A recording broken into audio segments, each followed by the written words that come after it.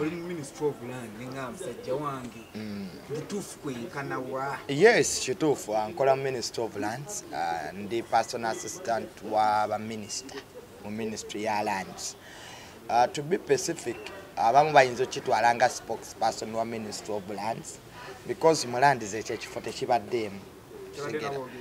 Land zitebadde n'aboogezi. So I'm working in the minister's office via media. Okulaba nti abantu bamanya Ministry ya Land zibyekola, okulaba nti ba minister baffe bano communication etuuka mu bantu because we twayingira bino ebya blogging, we now supposed to be specific kitegeera bino ebyokuleekaana ani yasuze ewagundi ani yanobye ewagundi ebyensi tekyabyetaaga byalina obudde bwabyo ne tujja mu budde bw'obululu. So now people want to see that you turn your blogging ship into something that can really help society and the government at large. Sisobola kuva mu kintu kyenfudde kyendi. Blogging is good ng'olina content. Kitegeera era nze bannange abo kyembagamba ba president wange mbeebaza Isima ba Wisdom kaine ba blogger balaba betwadde tukolagana nabo mu field eno. They should now focus more on the content, okay?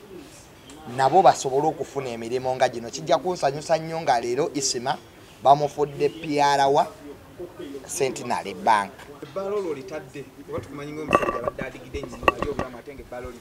Of course, ndi musajja muli wa bulamu era nze mbeera nnyo nonti mabaala bwe mugamba amabaala no mugayite high executive bars ezaba executives.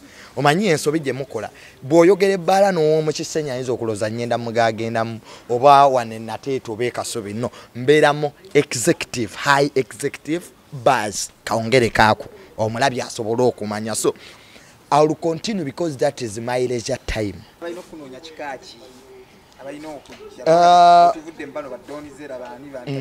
Anti kakati olaba kati n'abakyala kati level yalinnye bw'oba tukola mu bitongole nga World Bank okitegeera kati tuli ba technocrats. Ola technocrat ne technocrat kati tuli ku level yemu nti kati omukyala wamma akola mu World Bank tuba